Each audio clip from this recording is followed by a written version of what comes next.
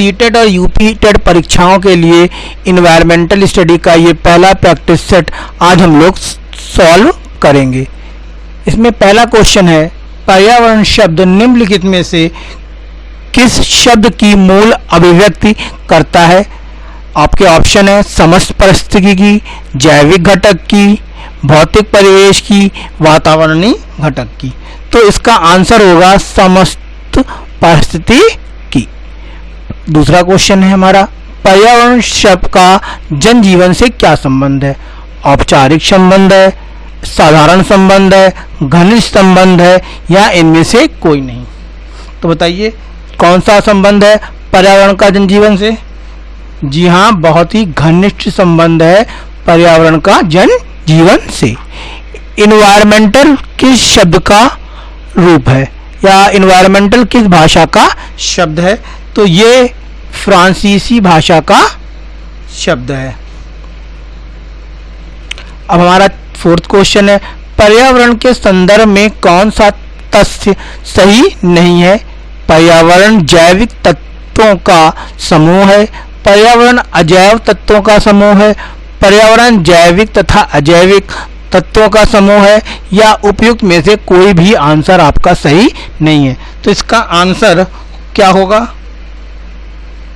जी हाँ, इसका आंसर होगा सी, पर्यावरण जैविक तथा अजैविक दोनों ही प्रकार के तत्वों का समूह है। अब हमारा प्रश्न 5 है, पर्यावरण शिक्षा से क्या लाभ है?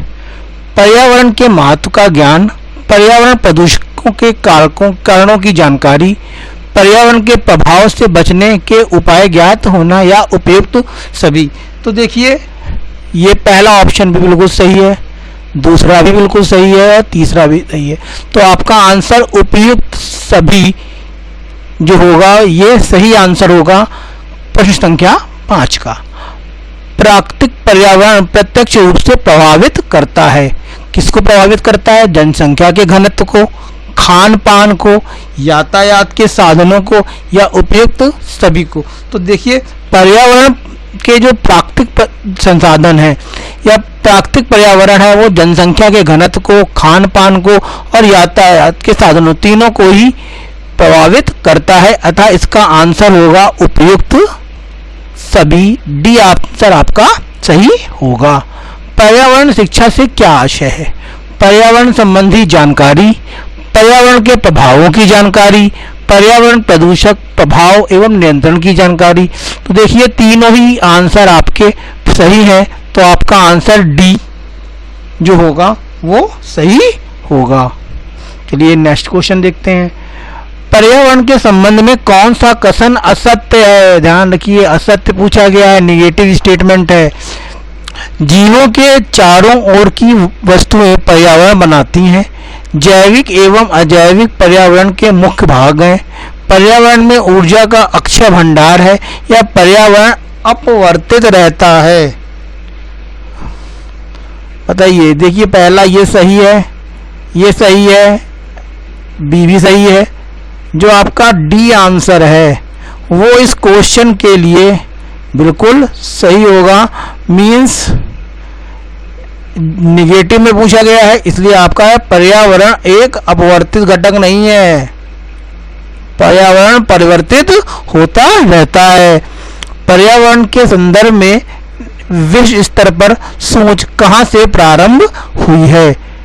क्या कहां से प्रारंभ हुई थी? सॉरी, डेनमार्क से, भारत से, इंग्लैंड से या फिनलैंड से? तो इसका आंसर होगा फिनलैंड। जो हमारा 10वां क्वेश्चन है वो है, पर्यावरण शिक्षा के प्रथम अंतर्राष्ट्रीय कॉन्फ्रेंस कहाँ आयोजित करी गई थी? तो ये कॉन्फ्रेंस सबसे पहले जो आयोजित करी गई थी वो वेनगेल्ड यूगोस्लाविया में आयोजित की गई थी।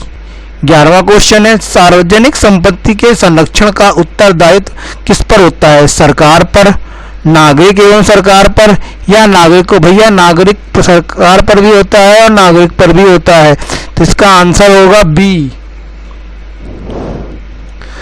सार्वजनिक संपत्ति के संरक्षण। माफ कीजिएगा, इसका आंसर जो होगा वो नागरिक नहीं होगा, सरकार ही होगा, क्योंकि यहाँ पर सार्वजनिक पूछा गया है।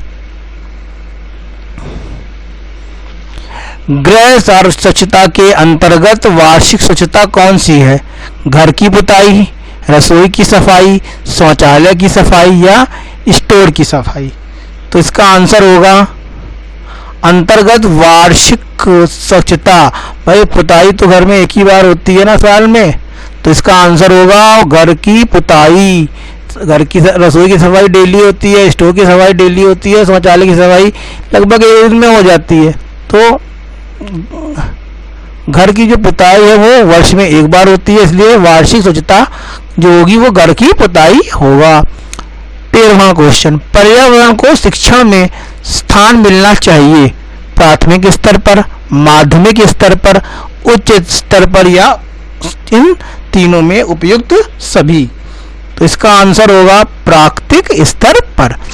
चौथा क्वेश्चन है, पर्यावरण शिक्षा का पाठ्यक्रम होना चाहिए एक समान, आयु के अनुसार, शैक्षिक स्तर के अनुसार, आयु एवं शैक्षिक स्तर के अनुसार? इसका आंसर होगा डी, आयु और शैक्षिक स्तर के अनुसार पर्यावरण शिक्षण का पाठ्यक्रम होना चाहिए। सामान्य से विशिष्ट की ओर की शिक्षण विधि को अपनाया जाता है? बताइए, आगमन विधि, निरीक्षण विधि, निगमन विधि या क्रियाकलाप विधि? तो इसका आंसर होगा निगमन विधि। पहले नियम बताओ फिर उदाहरण दो। सामान्य से विशिष्ट की ओर। कुमारी हेलन पार्कहेस्ट ने किस विधि का निर्माण किया? ये आपका क्वेश्चन जो आने शुरू हो गए हैं, ये क्वेश्चन शुरू हो गए हैं एक तरीके से सीडीपी के। तो इसका आंसर क्या होगा? इसका आंसर होगा डाल्टन विधि। निम्नलिखित में कौन सा शिक्षण प्रक्रिया का अंग नहीं है? शिक्षक है, शिक्षार्थी है, कला कक्षा कक्ष है या शिक्षण विधियां हैं? तो इसका आंसर होगा कक्षा कक्ष जो है वो शिक्षण प्रक्रिया का अंग नहीं है, नहीं वाला है, नेगेटिव क्वेश्चन पूछा गया है। किस शिक्षण प्रणाली में पाठ का ठेका दिया जाता है? बताइए, डाल्टन में, बेसिक में, मॉन्टेसरी में या उपयुक्त सभी में? तो इसका आंसर होगा आपका 18वें का ए। डाल्टन मेथड में हम लोग पाठ का ठेका देते हैं, ये एक इम्पॉर्टेंट पॉइंट है। अब हम लोग नेक्स्ट क्वेश्चन पे आते हैं, 19वें क्वेश्चन पे।